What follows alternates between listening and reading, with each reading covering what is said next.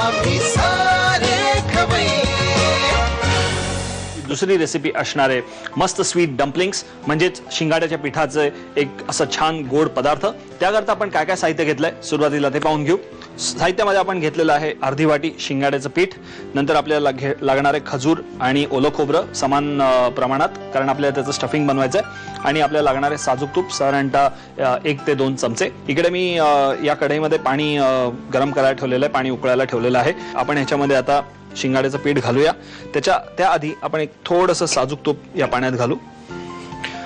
उकड काढताना आपण जसं घालतो थोडंसं साजूक तूप त्यात तेल घालतो, त्या हिशोबाने आपण ह्याच्यामध्ये तूप घालूया।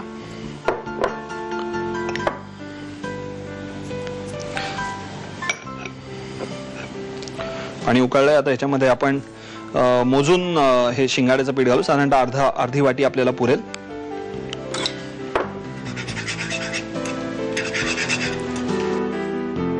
आपण याची चांगली उकड काढून घेऊया। आपण थोड्या वेळ असंच ठेवू झाकण लावून।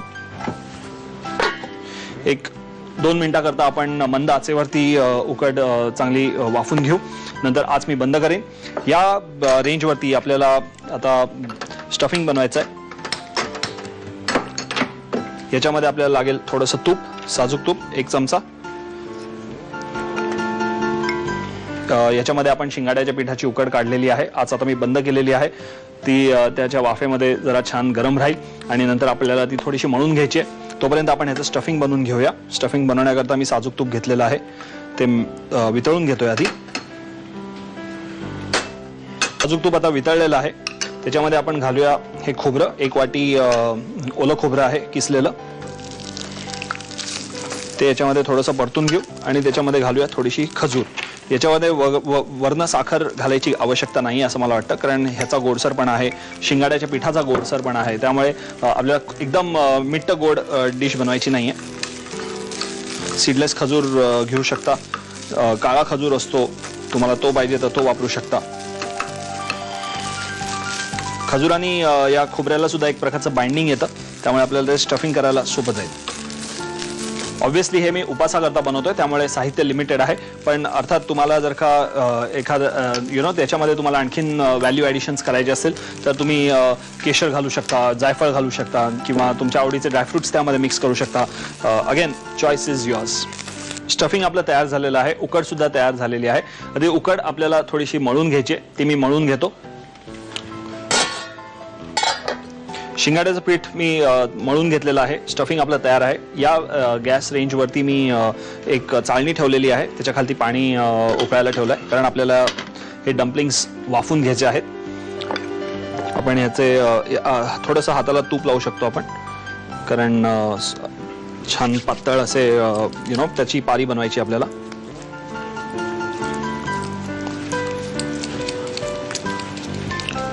ओके,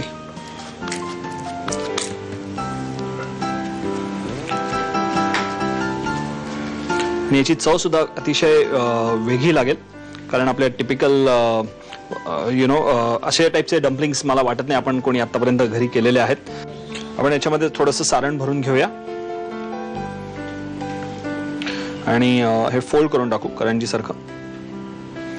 थोडंसं पाण्याचा हात लावायचा, म्हणजे ते चिटकून जातं एकमेकांना, तर असं नॅचरल लुक येतो एक।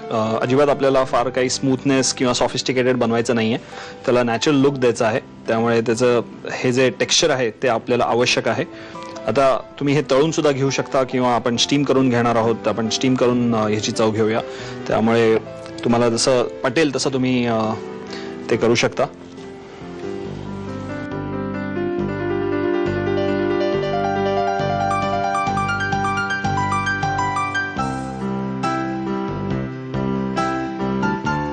आपण आता हे जे डम्पलिंग्स केलेले आहेत ते मी या चाळणीत ठेवतो। चाळणीला थोडंसं तूप लावून घेतलं होतं आधी, पाणी उकळत आहे चांगलं, वाफळलेलं पाणी आहे।